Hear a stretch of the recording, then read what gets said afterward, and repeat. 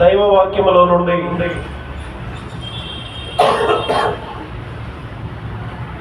ప్రియులారా, దేవుని వాక్యములో నుండి 59వ కీర్తన 59వ కీర్తనలో మొదటి వచనం, నా దేవా నా శత్రువుల చేతిలో నుండి నన్ను తప్పింపము. మనము వినిన పాటలో అసమానుడైన దేవుడు అనే పాట పాడారు, విన్నాం. ఆ పాటలో నిన్ను శత్రువుకు అప్పగించడు అని ఉంది. ఇక్కడ దావీదు దేవుని సన్నిధిలో ప్రార్థన చేస్తా ఉన్నాడు. ఎందుకు ప్రార్థన చేస్తా ఉన్నాడు అనంటే, అక్కడ శత్రువులు ఉన్నారు. శత్రువులను బట్టి ప్రార్థన చేస్తా ఉన్నాడు. దేవా నా శత్రువుల చేతిలో నుండి నన్ను తప్పించము. రెండవ మాట, దేవా నా మీద పడువారికి చిక్కకుండా నన్ను ఉద్ధరించుము.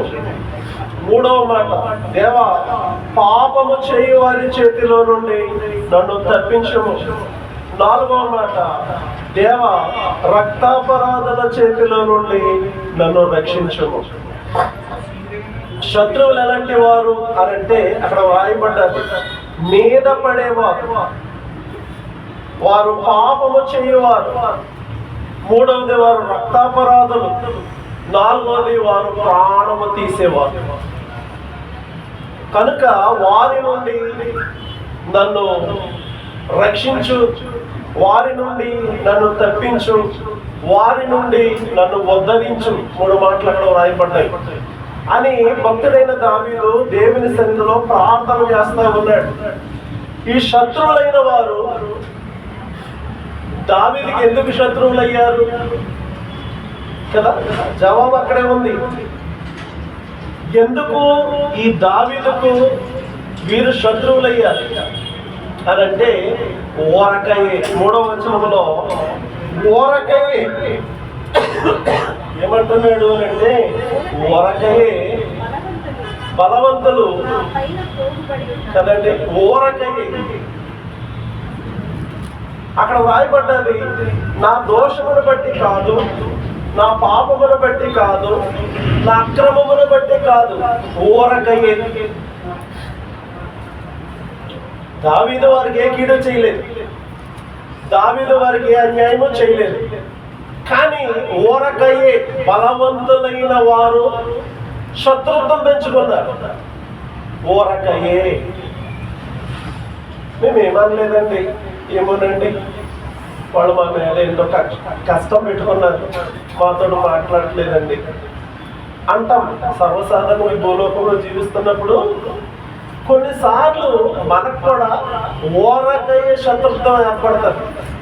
మనం ఏం చేసినా, మనం ఎంత మంచి చేసినా, మనం ఎంత ఉపకారం చేసినా అది మర్చిపోయి ఓరకయ్యే వారు అనగా కొందరు మన మీద శత్రుత్వం అనే దాన్ని పెంచుకుంటారు.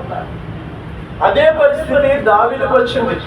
ఓరకయే బలవంతులైన వారు, ఓరకయే పొంచి ఉన్నవారు, ఓరకయే శత్రువులైన వారు, ఓరకయే ప్రాణము తీసేవారు. నా దోషము లేదు ప్రభువా, నాకు పాపము లేదు ప్రభువా, నేను ఏ అక్రమము చేయలేదు ప్రభువా, నా దోషాన్ని బట్టి కాదు, నా పాపాన్ని బట్టి కాదు, నా అక్రమమును బట్టి కాదు, ఓరకయే బలవంతులైన వారు నన్ను చంపాలని ప్రయత్నం చేస్తా ఉంటారు అని దావీదు దేవునికి ప్రార్థన చేస్తున్నాడు. నీవు నా ప్రార్థన ఆలకించాలి, నన్ను తప్పించాలి, నన్ను రక్షించాలి, నన్ను ఉద్ధరించాలి, వారి చేతికి నన్ను అప్పగించవద్దు, వారి చేతిలో నుండి నన్ను రక్షించు అని ప్రార్థన చేస్తున్నాడండి. వారి చేతిలో నుండి నన్ను రక్షించము. అసలు ఎవరు వారు అనంటే, ఈ 59వ కీర్తనలో చూడండి, పైన చిన్న చిన్న అక్షరాలతో ఒక మాటలు రాయబడ్డాయి. దావీదును చంపుటకు సౌలు పంపిన వారు ఎవరండి మీరు? దావీదును చంపుటకు సౌలు పంపిన వారు. ఏ నేరము లేదు, భక్తునిలో ఏ నేరము లేదు, భక్తునిలో ఏ పాపము లేదు. కానీ దావీదును చంపాలి. నేటి దినాలు మనం చూస్తున్నాం, భక్తులైన వారిని చంపేస్తా ఉన్నారు.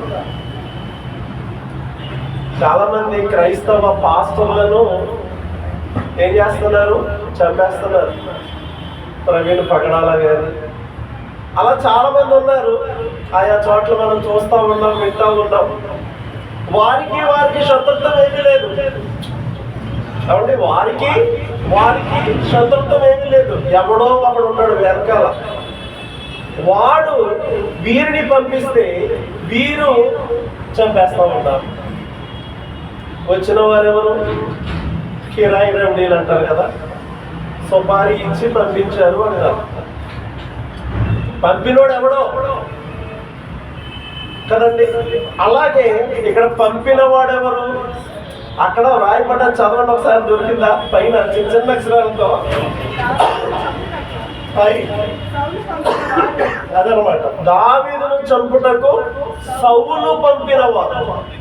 వీరు ఎవరి చేత పంపబడ్డారు? సౌలు చేత పంపబడ్డారు. పాపం వచ్చిన వారికి ఏమీ తెలియదు. చంపడానికి వచ్చిన వారికి ఏదో ఇస్తారు కదా, నీకు ఇన్ని డబ్బులు ఇస్తారు కనుక పలానాయిని చంపండి, మీ టీంకి ఇంత డబ్బు ఇస్తాను, లేకపోతే మీకు ఈ విధంగా మేలు చేస్తారు కనుక పలానాయిని మీరు చంపాలి అని సౌలు పంపించాడు. సౌలు పంపించగా ఈ కిరాయి రౌడీలందరూ వచ్చి దావీదు ఇంటి దగ్గర పొంచి ఉన్నారట. వచ్చిన వారికి దావీదుకు ఎలాంటి ద్వేషము, ఎలాంటి పగ, ఎలాంటి శత్రుత్వము లేదు. కానీ వారు వచ్చారు ఊరకయ్యే. ఎందుకు ఊరకయ్యే? నా అతిక్రమము కాదు, నా పాపము కాదు, నా దోషము కాదు, ఊరకయ్యే బలవంతులైన వారు. ఇప్పుడు ఒకడు చంపడానికి వెళ్ళేవాడు ఎలా ఉంటాడు? బలవంతులుగానే ఉన్నాడు కదండి. కనుక బలవంతులైన వారు నా మీదకి వచ్చారు అని మాట్లాడుతూ ఉన్నాడు. సౌలు దావీదును చంపటానికి గల కారణం ఏంటి కదండి? దావీదును చంపాలన్న ఆలోచన సౌలుకి ఎందుకు వచ్చింది అని అంటే, గత వారం చెప్పుకున్నాం. ఏమని? యెషయా కుమారుడు భూమి మీద ఉన్నంత కాలం మన రాజ్యములకు స్థిరత కలుగదు కదా. చదువుదామా? సమూయేలు మొదటి గ్రంథం 20వ అధ్యాయం 31వ వచనం చూడండి. సమూయేలు మొదటి గ్రంథం 20వ అధ్యాయం 31వ వచనం అండి. యెషయా కుమారుడు భూమి మీద బ్రతుకున్నంత కాలము నీకైనను ఈ రాజ్యములకైనను కదా స్థిరత కలుగదు కదా. ఓ యోనాతానా, ఓ నా కుమారుడా, నువ్వు ఆ దావీదుతో స్నేహం చేస్తున్నావు మంచిదే, కానీ వాడు బ్రతికున్నంత కాలము నీకు కానీ నీ రాజ్యానికి కానీ స్థిరత అనేది కలగదు. కనుక అతనిని చంపివేయి, అతడు మరణమునకు అర్హుడన్నాడట. ఎందుకండి మరణం? ఏ పాపం చేయలేదు. అందుకే నన్ను దావీదు స్టేట్మెంట్ ఇచ్చాడు, నా దోషమును బట్టి కాదు, నా పాపమును బట్టి కాదు, నా అక్రమమును బట్టి కాదు, ఊరకయ్యే. దేవుడు రాజ్యం ఇస్తా ఉంటే, దేవుడు అధికారం ఇస్తా ఉంటే సహించలేక సౌలు అనేవాడు, ఈ దావీదు అనేవాడు బ్రతికుంటే, యోనాతానా నా కుమారుడా, వాడు బ్రతికున్నంత కాలం నీ రాజ్యానికి కానీ నీకు కానీ స్థిరత అనేది ఉండదు, కాబట్టి వాడు చెప్పేయాలి, వాడు మరణానికి అర్హుడు అని కొంతమంది కిరాయి రౌడీలు పంపించాడండి. ఎక్కడికి? దావీదు ఇంటికి కొంతమంది కిరాయి రౌడీల్ని పంపించాడు. దావీదు ఇల్లు ఎక్కడ ఉంది ఇప్పుడు? ఒకప్పుడు తండ్రి దగ్గర ఉన్నాడు, యెషయా కుమారుడుగా తండ్రి దగ్గర ఉన్నాడు. ఇప్పుడు సౌలు అల్లుడుగా మీకాలు ఇంత ఉన్నాడు. లేక దావీదు ఇంట్లో పెళ్లిళ్ళు అయిన తర్వాత మరి పిల్లలకి సెపరేట్ ఇల్లు సెపరేట్ రూమ్లు ఇస్తాం కదా, అలాగా వాళ్ళకి దావీదు ఇల్లు ఒకటి ఉంది. తండ్రి ఇల్లు కాదు, దావీదు ఇల్లు ఉంది. అందులో దావీదును మేకాలు కలిసి జీవిస్తా ఉన్నారు. అక్కడికి సౌలు ఈ యొక్క ఈ సైనికులు పంపించాడు, ఏ విధముగానైనా అతన్ని మీరు చంపేయాలి. అయితే అది ఎరిగిన వాడు దేవుడు. సౌలు పంపుతున్నాడన్న సంగతి ఎరిగిన వాడు దేవుడు.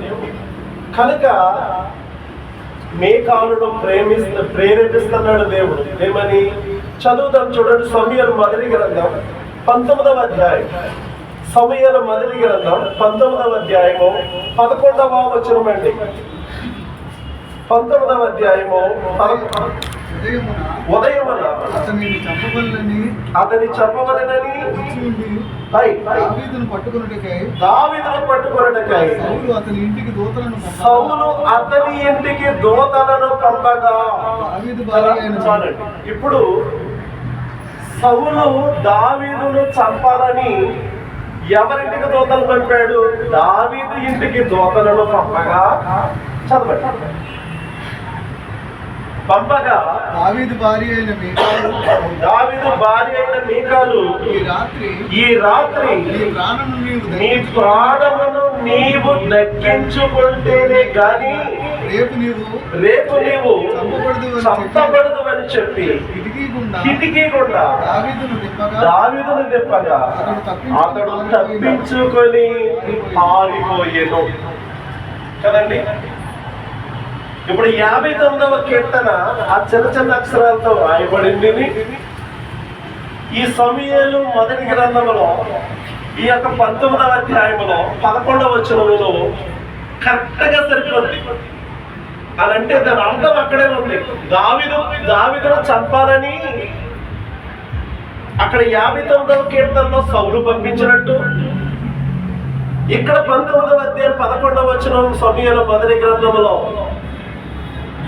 అదే ఇంటికి సౌలు పంపించగా తన భార్య అయిన అనగా దావీదు భార్య అయిన మీకాలు దావీదుని ఇలా కిటికీ గుండా నాయనను దిగిలిపో, లేకపోతే రేపు టైర్ కలను చంపబడతావు అని కిటికీ గుండా దింపిందంట.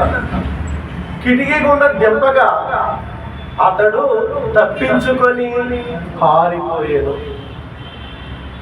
మీకాలు దావీదును తప్పించింది.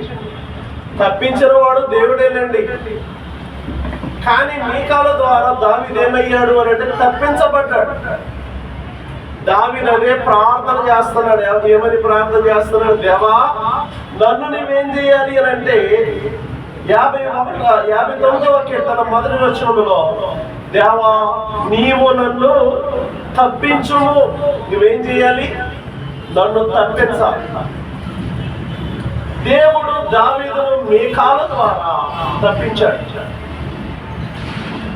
ఈ వచ్చిన వారిని దావీదు ఎవరితో పోలుస్తా ఉన్నాడు అని అంటే కుక్కలతో కదా. ఎవరితో పోలుస్తా ఉన్నాడు?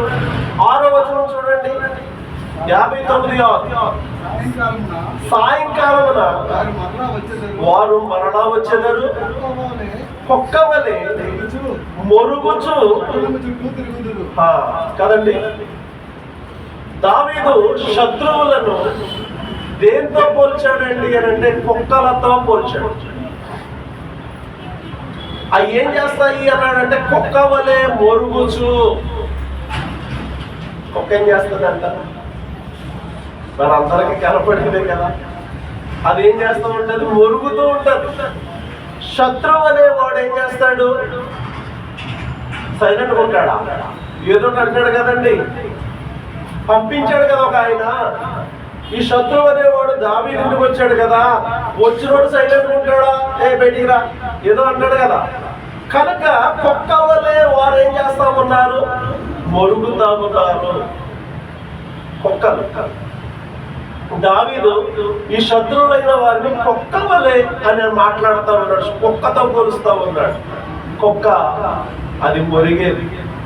14వ వచనంలో మరో మాట ఉంది చూడండి. వారు మరలా వచ్చేదరు కదా, ఇందాక చదివిన మాటే మరలా చదవబడుతుంది. కుక్క మురిగేది, రెండవది కుక్క తిరిగేది. కుక్క వలె మురుగుచు పట్టణము చుట్టూ తిరిగేదరు అన్నాడు. కుక్క మురిగేది, కుక్క తిరిగేది. ఓ చోట ఉంటుందండి కుక్క, దాన్ని కట్టేయండి, కట్టేస్తే కయ్యో బొయ్యో అంటూ మురుగుతూనే ఉంటుంది. ఎందుకు? అదో తిరగాలి, అదేమవ్వాలి, తిరగాలి, తిరగాలి.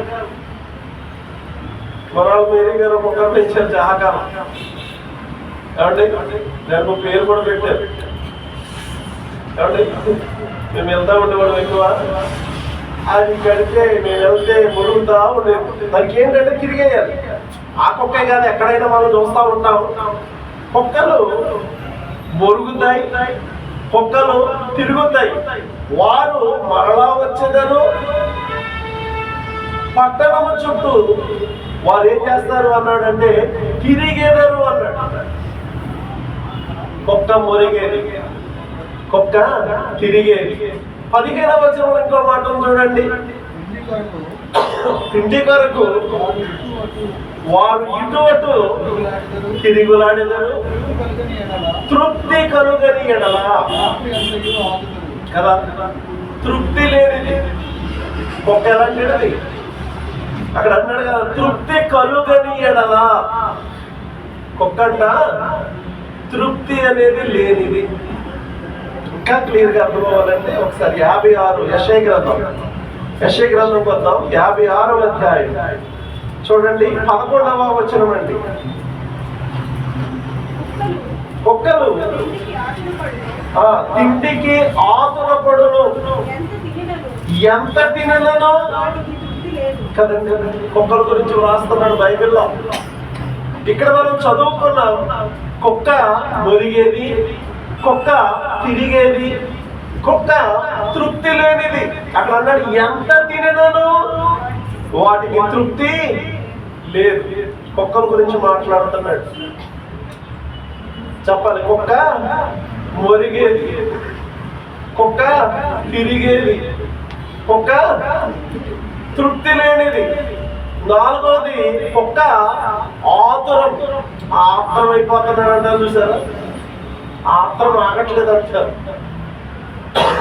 ఉడికి వరకు ఉంది, పిట్టి వరకు ఆత్రం కదా. ఆకలపోతున్నా అంటారు తల్లులు పిల్లల్ని. కుక్క ఆతురపడేది. ఈ యెషయా గ్రంథం 56వ అధ్యాయంలోనే 11వ వచనంలో ఏమన్నాడు, ఎంత తినలేదో వాటికి తృప్తి లేదు అన్నాడు. అది తృప్తి లేనిది. అదే సమయంలో ఆతురపడుతుందట. ఏం చేస్తుంది కుక్క? ఆతురపడేది. 4 విషయాలు మనం చూసాం. అది ఆతురపడుతుందట. కనుక కుక్కల గురించి మాట్లాడుతూ ఉన్నాడు. ఇక్కడ కుక్క కాదు కానీ కుక్క అనగా మనుషులు. చూడండి, 11వ వచనం యెషయా గ్రంథంలో, కుక్కలు తిండికి ఆతురపడును అన్నాడు. ఏమవుతుందంట? ఆతురపడేది అంటే త్వరపడేది, ఎంత తిన్న తృప్తి లేనిది, అది మొరిగేది, అది అటు ఇటు తిరిగేది. ఇది మానవ స్వభావం. కుక్కను పోల్చాడు కానీ మానవుడు కూడా అటు ఇటు తిరిగేవాడు, మానవుడు కూడా మొరిగేవాడు. అంటే రక్షణ లేని వారి గురించి చెప్తున్నాను నేను. రక్షింపబడిన వారు సాధువులాగే ఉంటారు. వారు వేస్ట్ కట్టి తిరగరు, వారు వేస్ట్ గా మాట్లాడరు, వారు వేస్ట్ గా ఆతురపడరు. వారికి ఉన్న దాంట్లోనే తృప్తిగా ఉంటారు. కానీ లోకంలో ఉన్న మనుషులు ఉంటారు చూసారా, దేవుని ఎరగని వారు తిరిగేవారు. ఎలాగ తిరిగేవారు? కుక్క వలె తిరిగేవారు. వారు మొరిగేవారు. ఎలా మొరుగుతారు? కుక్క వలె. వారి మాటలు వింటాం మనం రోడ్ల మీద అక్కడక్కడ. రక్షణ పొందని వారి మాటలు వింటాం, మొరుగుతూ ఉంటారు. 3వది వారు తృప్తి లేనివారు కదా. రక్షింపబడని వారు తృప్తి లేనివారు, ఏదో ప్రాబ్లాడుతూ ఉంటారు. నాలుగవది వారు ఆతురపడేవారు, ప్రతిదానికి త్వరపడతాను ఉంటారు. కనుక దేవుడు అన్నాడు, చూడండి పత్రిక పాఠంలో ఒక మాట మనం చదువుదాం. ఫిలిప్పీలకు రాసిన పత్రికలో 3వ అధ్యాయము 2వ వచనం అండి. ఫిలిప్పీలకు రాసిన పత్రిక 3వ అధ్యాయం 2వ వచనంలో ఏమండి, కుక్కల విషయమై, అంటే మనుషులు రక్షింపబడని వారు కుక్కలతో సమానులు. కనుక రక్షింపబడని వారిలో మీరు ఎలా ఉండాలి? జాగ్రత్తగా ఉండాలి. కుక్కల గురించి రాస్తా ఉన్నాడు, అంటే కుక్కలైన మనుషుల గురించి, కుక్కల వంటి మనుషుల గురించి రాస్తా ఉన్నాడు. కుక్కల విషయమై మీరు జాగ్రత్తగా ఉండండి అన్నాడు. కుక్కల విషయమై మీరు జాగ్రత్తగా ఉండండి. కుక్క మొరిగేది, కుక్క తిరిగేది, కుక్క తృప్తి లేనిది, కుక్క ఆతురపడేది, కుక్క బలము గలది. యేసు ప్రభు వారు కూడా 22వ కీర్తన చూడండి ఒకసారి. 22వ కీర్తన 15వ వచనం అండి. ఏమన్నాడు? కుక్కలు 22వ కీర్తన 20వ వచనం, కుక్కల బలము నుండి నా ప్రాణమును తప్పింపు. కుక్కలు ఎలాంటివి? బలమైనవి. మీరు చూడండి, కుక్క పట్టుకుందనుకో, పిక్కం పట్టుకుందనుకోండి, అది మొదలని ఎంత కొట్టిన అలా పట్టుకుని ఉంటారు. చాలా చోట్ల కనపడతా ఉంటాయి. అంటే అది బలమైంది, దాంతో పరిగెత్తలేము. ఆలోచన చేస్తున్నారా? గనుక కుక్కలతో పోలుస్తూ ఉన్నాడు యేసు ప్రభు. కుక్కల గురించి మాట్లాడుతున్న, కుక్కలంటే మనుషులు రానువారు. వారు పడతా ఉంటే, వారు గుద్దుతూ ఉంటే, వారు మొడ్ల కిరీటం దింపుతూ ఉంటే, ఈ కుక్కల బలము నుండి నా ప్రాణమును తప్పించము, కాపాడమని ప్రభువైన యేసుక్రీస్తు వారు కూడా కుక్కల గురించి మాట్లాడుతూ ఉన్నాడు. కుక్క బలమైనది, కుక్క మొరిగేది, కుక్క తిరిగేది, కుక్క ఆతురపడేది, కుక్క తృప్తి లేనిది. అందుకే దావీదు అన్నాడు, వారు మరలా వచ్చి కుక్క వలె పట్టణము చుట్టూ తిరుగులాడుదురు అని మాట్లాడుతూ ఉన్నాడు. కనుక దావీదు ఉన్న ఆ ప్రాంతము చుట్టూ వారు ఏం చేస్తా ఉన్నారు అని అంటే తిరుగులాడుతూ ఉన్నారు. కాబట్టి భక్తుడైన దావీదు ఏం చేస్తా ఉన్నాడు అని అంటే దేవునికి ప్రార్థన చేస్తా ఉన్నాడు. దేవా అని మాట్లాడుతూ ఈ 59వ కీర్తనలో ఆయన 1వ వచనంలో మాట్లాడుతూ ఉన్నాడు, దేవా నన్ను తప్పించుము అని ప్రార్థన చేస్తా ఉన్నాడు. దేవా నీవు నన్ను ఏం చేయాలి? తప్పించాలి. మన దేవుడు తప్పించేదే, మన దేవుడు తప్పించే దేవుడు. సమూయేలు 2వ గ్రంథం 22వ అధ్యాయం 1వ వచనం అండి. సమూయేలు 2వ గ్రంథం 22వ అధ్యాయం 1వ వచనం. యెహోవా సౌలు చేతిలో నుండి తన శత్రువులందరి చేతులందరి నుండి తప్పించిన దినమున దావీదు ఈ గీత వాక్యములను చెప్పి యెహోవాను స్తుతించెను కదండి. తప్పించబడిన తర్వాత రచించబడిన కీర్తన లేక రచించబడిన అధ్యాయం అక్కడ వ్రాయబడ్డది. దావీదు ఎప్పుడండి ఈ యొక్క అధ్యాయం రాశాడు అని అంటే యెహోవా సౌలు చేతిలో నుండి శత్రువుల చేతిలో నుండి తన్ను తప్పించిన దినమున దావీదు ఈ గీత వాక్యములను చెప్పి యెహోవాను స్తోత్రించెను అన్నాడు. అంటే దావీదును దేవుడు తప్పించాడు. మన దేవుడు తప్పించే దేవుడు. అక్కడ వ్రాయబడ్డది, ఆయనను గురించి ప్రార్థన చేస్తున్నాడు. దేవా నన్ను తప్పించుము అన్నాడు. దేవుడైన యెహోవా దావీదును తప్పించగా కదండి, దావీదును తప్పించగా దావీదును ఆ కీర్తన లేక అధ్యాయాన్ని వ్రాస్తా ఉన్నాడు. సౌలు చేతిలో నుండి, శత్రువుల చేతిలో నుండి తప్పించిన జన్మన ఈ యొక్క సమూయేలు 2వ గ్రంథం 11వ ఈ యొక్క 22వ అధ్యాయాన్ని ఆయన రాస్తున్నట్లుగా మనం చూస్తా ఉన్నాం.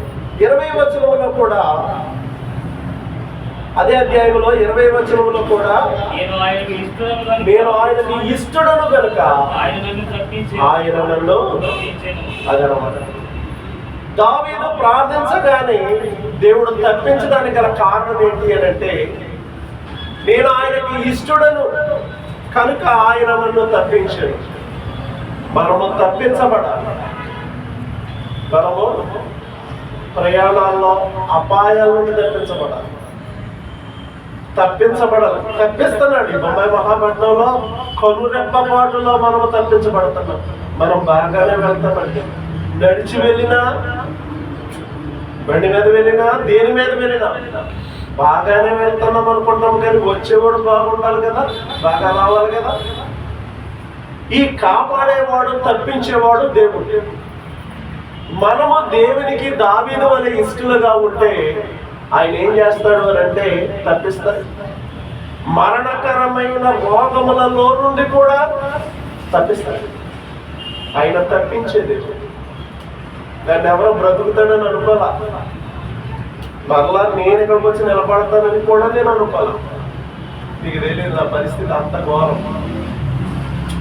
అయితే తప్పించాడు దేవుడు. తప్పించాడా లేదండి? తప్పిస్తాడు. ఆయన తప్పించే దేవుడు. అయితే మనము ఆయనకు ఇష్టలుగా ఉండాలి. నేను ఆ మంచం మీద పడుకున్నప్పుడు హాస్పిటల్ అనుకున్నాను, దేవునితో మాట్లాడి ఇక ఎవరు లేరు, మనుషులు ఎవరు వచ్చేవారు కాదు. మా పాస్టర్ గారిని 6 గంటలు విడిచిపెట్టేవారు. అంటే వెళ్ళి మొహం కడిగి ఏదో ఒక ఇంట్లో 2 ఇంట్లో తినిపించి వచ్చేవారు, పంపించేవారు. ఆవిడ వచ్చిన తర్వాత అక్కడ సెక్యూరిటీ గార్డు ఉండేవాడు. నడు టైం అయిపోయిందమ్మా నడిచేయండి అంతే. మిగిలిన అంతా కూడా నేను మరి దేవునితో ఆ బాధల్లో దేవా సుమారు 22-23 సంవత్సరాలు సేవ చేశాడు. గట్టిగానే పాడాను. నేనేమి నా శక్తిని దోసుకోలేదు. వాక్యం కూడా అన్ని వివరంగానే చెప్పాను. సాధ్యమైనంత వరకు వాక్యం ఎక్కడ కూడా ఏదో చెప్పాడు అంటే లేకుండా అన్ని వివరంగానే చెప్పాను. ప్రభువా బాగానే నడిపాను. అప్పగించిన పని తరువాత ఎవరి దగ్గర ఏమీ తీసుకునేవాడు కాదు. ఎవరిని 8 సంవత్సరాలు అయితే ఎప్పుడు మీరు కానుక ఇవ్వండి అది అస్సలు నా డిక్షనరీలో లేదు. ఇంతలా చేశాను మరి ఏంటి అని ఇవే మాటలు జరిగాయి. దేవుడు తప్పించాడా లేదా? నేనే సజీవ సాక్షి. కాబట్టి నేనే సజీవ సాక్షిని. కనుక అపాయాల నుండి తప్పించే దేవుడు, వ్యాధుల నుంచి తప్పించే దేవుడు, శత్రువుల నుండి తప్పించే దేవుడు, ప్రతి చోట నుండి కూడా మనలను తప్పించే దేవుడు. అయితే మనం ఏమై ఉండాలి? అక్కడ దేవుడి వచనంలో నేను ఆయనకు ఇష్టడను కనుక ఆయన నన్ను తప్పించు. మనము ఆయనకి ఇష్టలుగా ఉండాలి. మన ప్రవర్తన విధానం, మన భక్తి జీవితం ఏమండి లోకముల నుండి ప్రత్యేకింపబడిన జీవితం, అది ఆయనకి ఇష్టమైన జీవితం. అది ఎప్పుడైతే మనం కలిగి ఉంటామో దేవుడు తప్పకుండా మనలను తప్పిస్తాడు. దావీదు లోకముల నుండి ప్రత్యేకంగా జీవించాడు,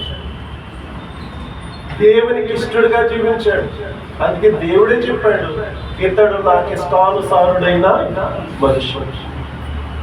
కనుక ఇష్టానుసారులైన మనుషులను దేవుడు ఆపదల నుండి తప్పిస్తాడు, శత్రువుల నుండి తప్పిస్తాడు, రోగాల నుండి తప్పిస్తాడు, అపాయాల నుండి కూడా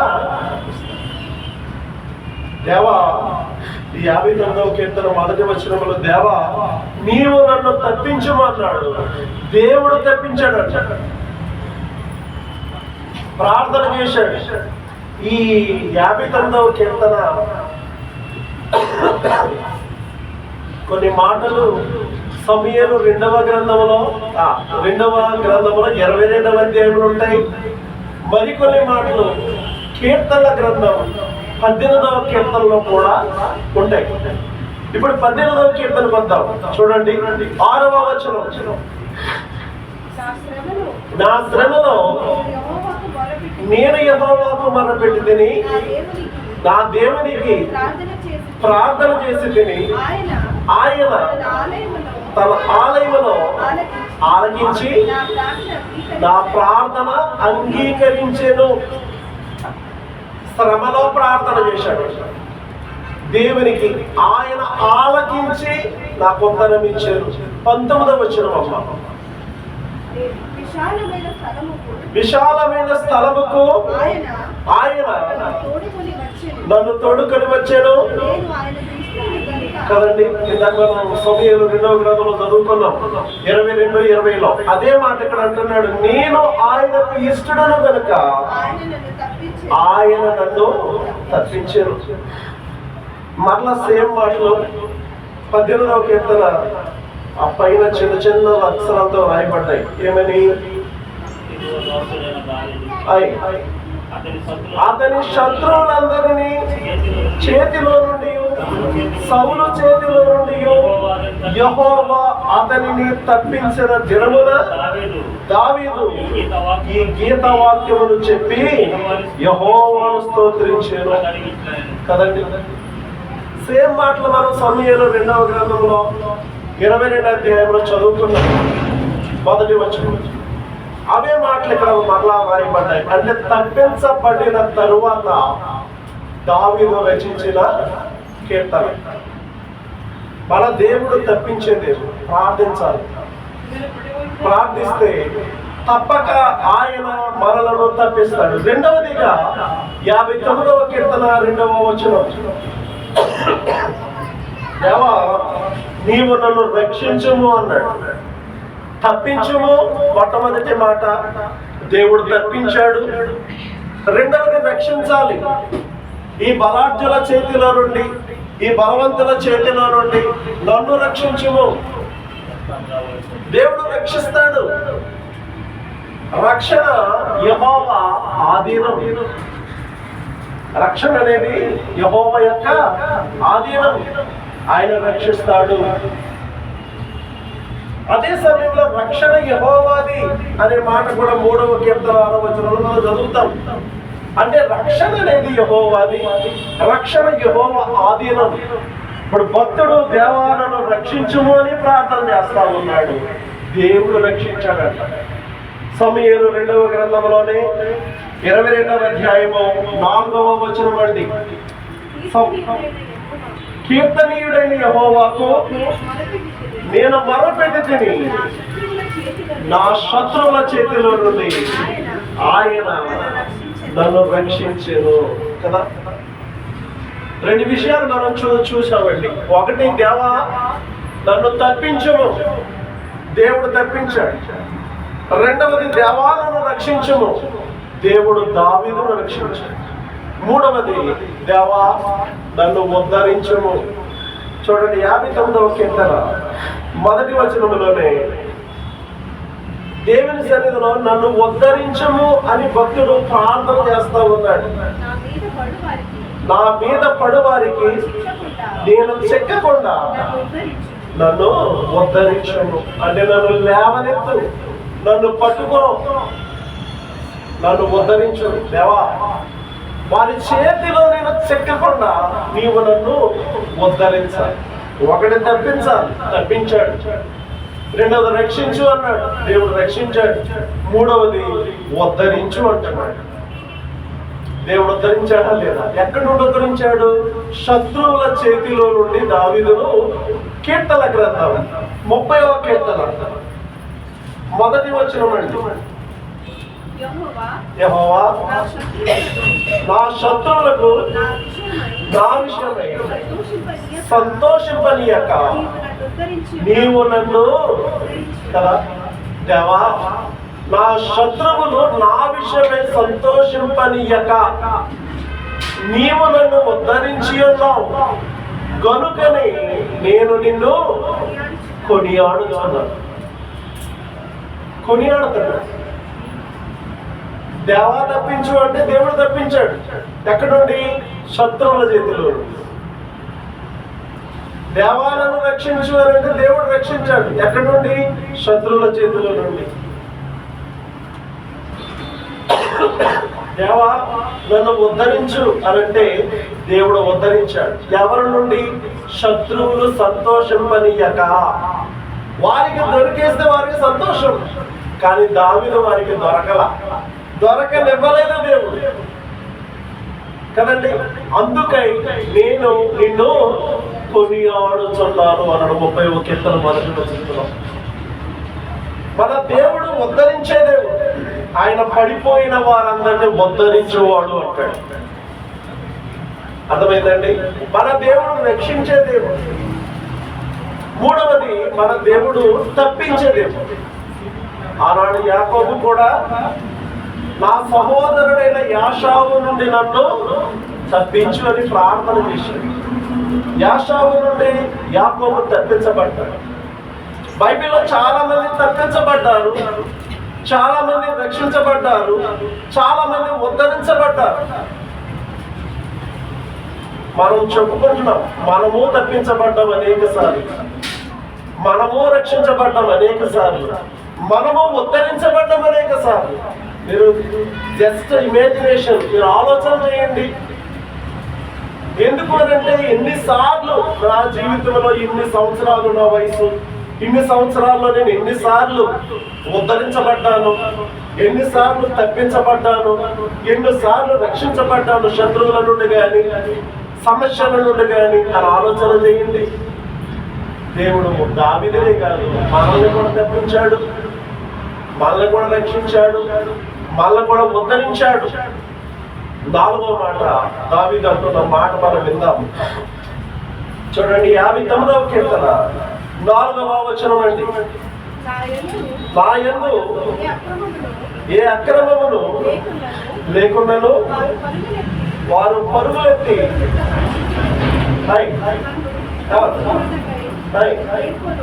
మేల్కొని. ఇప్పుడు నన్ను కలుసుకొనుటకై మేల్కొని. 4వ మాట ఏంటండి అంటే నన్ను కలుసుకోవాలి, నన్ను తప్పించాలి, నన్ను రక్షించాలి, నన్ను ఉద్ధరించాలి. నీ వచ్చి నన్ను కలుసుకోవాలి. కలుసుకుంటే ఏమో కలుగుద్దండి? ధైర్యం. ఎవరి గమ్ములు రండి అంటారు కొన్నిసార్లు. ధైర్యం చెడిపోయినప్పుడు, కొంచెం ఇబ్బందులు ఉన్నప్పుడు, కష్టంలో ఉన్నప్పుడు, బాధలు ఉన్నప్పుడు రండి అని పిలుస్తారు. ఎందుకు? నన్ను మిమ్మల్ని కలుసుకోవాలని ఉందండి అంటారు. ఎందుకు? ఒక ధైర్యం, ఒక భద్రత. కాబట్టి ఇక్కడ భక్తుడు అడుగుతున్నాడు దేవుణ్ణి, నన్ను కలుసుకొనుటకై కదండి. నీవేం చేయాలి అని అంటే మేల్కోవాలి, నన్ను కలుసుకో. దేవుడు కలుసుకునే దేవుడు. దేవుడు ఎలాంటి దేవుడు? కలుసుకునే దేవుడు. అందుకే కదా లోకములో నుండి, చీకట్లో నుండి ఆశ్చర్యకరమైన వెలుగులోనికి తీసుకొచ్చాడు మనల్ని. మనము ఎక్కడున్నాం ఇప్పుడు? ఆశ్చర్యకరమైన వెలుగులో ఉన్నాం. మనం ఎవరమై ఉన్నాం? ఆయన పిల్లలమై ఉన్నాం. ఆయన పిల్లలమైన మనలను దేవుడు కలుసుకుంటాడు. ఆనాడు యబ్బోకు దేవుడు యాకోబును కలుసుకోలేదా? కలుసుకున్నాడు. ఆనాడు పొదలో నుండి మాట్లాడుతూ ఆ యొక్క మోషేని కలుసుకోలేదా? నేను ఫలానా అని చెప్పుకోలేదా? తను తాను పరిచయం చేసుకున్నాడు. యబ్బోకు రేవు కంటే ముందు ఆదికాండం 28వ అధ్యాయంలో 11వ వచనంలో నేను అబ్రహాము దేవుడను, ఇస్సాకు దేవుడను అని తన్ను తాను పరిచయం చేసుకొని యాకోబును నిచ్చెన మీద నుండి కలుసుకోలేదా? కదండి. ఆనాడు మోరియా పర్వతం మీద అబ్రహామును కలుసుకోలేదా? అబ్రహాము ఆగు, అదిగో పొట్టేలు, నీ కుమారునికి బదులుగా దాన్ని వధించి కలుసుకోలేదా? ఏలియాను కర్మేలు పర్వతం మీద కలుసుకోలేదా? చాలా మందిని కలుసుకున్నాడే. దావీదు అదే అంటున్నాడు, దేవా ధైర్యం చెడింది, ఇప్పుడు నీవు నన్ను కలుసుకోవాలి, నీవు నన్ను కలుసుకోవాలి, నన్ను కలుసుకొనుటకై మేలుకొనుము అన్నాడు. ఈ 59వ కీర్తన 4వ వచనంలో నన్ను కలుసుకొనుటకై మేలుకొనుము అని అంటే 10వ వచనం చదువుతాను. నా దేవుడు తన కృపతో నన్ను కలుసుకొనేను. ఎంత చక్కని మాట! నా దేవుడు తన కృపలో నన్ను కలుసుకొనేను, నన్ను కలుసుకున్నాడు అంటున్నాడు. ఆయన కలుసుకునే దేవుడు. కొన్ని సాక్ష్యాలు వింటాం, ఏమోనండి వెలుగు వచ్చింది, ఏమోనండి ఒక హస్తం వచ్చింది, ఏమో తెల్లని బట్టలు కట్టుకుని ఒక ఆయన వచ్చారండి, ఏదో చెప్తా ఉంటాం. అంటే ఆయన ఏం చేస్తారంటే మనల్ని కలుసుకుంటున్నట్టు. నాకు హాస్పిటల్లో ఉండగా ఒక హస్తం కనబడ్డ వచ్చింది. ఆ 2వ రోజు నుండి నాకు కొంచెం ఆరోగ్యం అనేది కొంచెం మరలా కొంచెం నూతన జీవం లాగా అనిపించింది. అలా అలా క్రమేపీ బాగుపడ్డాను. ఏమండి, దేవుడు ప్రత్యక్షమవుతాడు, దేవుడు కలుసుకుంటాడు. ఆయన కలుసుకున్నాడు. నేను దేవాలను కలుసుకొని ప్రార్థన చేశాడు భక్తుడు దావీదు 4వ వచనములో. 10వ వచనములో దేవుడు తన కృపను బట్టి నన్ను కలుసుకొనేను. శత్రువులు ఎలాంటి వారో చెప్పాడు. వారు కుక్కల వంటి వారు, వారు మొరిగేవారు, వారు అటు తిరిగేవారు, వారు ఆతురపడేవారు, వారు తృప్తి లేనివారు, వారు బలమైన వారు. శత్రువులు ఎందుకైనా శత్రువులు అంటే నా దోషమును బట్టి కాదు, నా పాపమును బట్టి కాదు, నా అక్రమమును బట్టి కాదు, ఊరికినేనండి అన్నాడు కదండి. ఊరికినే వస్తున్న శత్రువుల నుండి నీవు నన్ను ఏం చేయాలి? తప్పించాలి. దేవుడు తప్పించాడు. ఆ శత్రువుల నుండి నీవు నన్ను రక్షించాలి. దేవుడు రక్షించాడు కదండి. ఆయన తప్పించాడు, రక్షించాడు. 3వది, వారి నుండి నన్ను ఉద్ధరించాలి. ఉద్ధరించలేదనుకో, వారికి దొరికిపోయారనుకో, వారు నన్ను బట్టి సంతోషిస్తారు.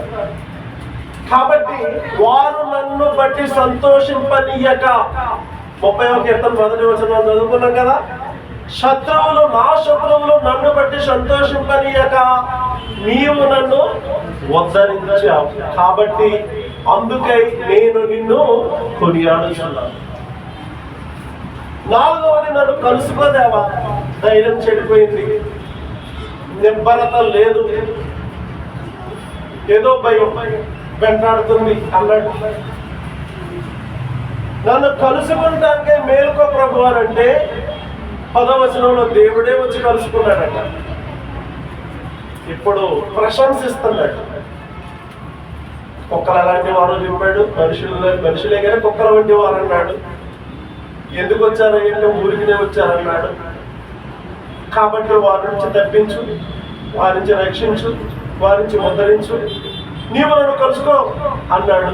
దేవుడు కలుసుకున్నాడు, దేవుడు తప్పించాడు, దేవుడు రక్షించాడు, దేవుడు ఉద్ధరించాడు. ఇప్పుడు దావీదు ప్రశంసిస్తున్నాడు. ఏమని అనంటే చూడండి, ఆ 59వ కీర్తన 16వ వచనం అండి. నీవు నాకు ఎత్తైన కోటగా ఉన్నావు, ఆపద్దినమున నాకు ఆశ్రయముగా ఉన్నావు. నీ బలమును గూర్చి నిన్ను కీర్తించేదను, ఉదయమున నీ కృపను గూర్చి ఉత్సాహగానము చేసేదను. దేవా నిన్ను కీర్తిస్తానయ్యా, దేవా నిన్ను గురించి ఉత్సాహగానం చేస్తానయ్యా. కారణం మేలు చేశావు, తప్పించావు, రక్షించావు, ఉద్ధరించావు, కలుసుకున్నావు. కాబట్టి నేను నిన్ను కీర్తిస్తాను, నేను ఉత్సాహగానము చేస్తాను. దావీదు జీవితంలో నుండి ఎన్నో పాఠాలు మనం నేర్చుకుంటున్నాం. ప్రతి కీర్తనలో చక్కగా అర్థమయ్యేటట్లుగా మనం నేర్చుకుంటున్నాం. దేవుడు మనకు నేర్పుతూ ఉన్నాడు. కాబట్టి మన జీవితాల్లో కూడా దేవుడు ఎన్నోసార్లు తప్పించాడు, ఎన్నోసార్లు రక్షించాడు, ఎన్నోసార్లు ఉద్ధరించాడు, ఎన్నోసార్లు కలుసుకున్నాడు. ఆయన మనతో మాట్లాడటమే బైబిల్ చదవడం అంటే, ఆయన మనలను కలుసుకోవటమే. ప్రార్థన చేయడం అంటే మనం ఆయన కలుసుకోవటమే. మనం ఆయన కలుసుకుని కంటే ఆయనే మనల్ని కలుసుకుంటే మనకు మేలు. బైబిల్ ఎందుకు చదవాలి?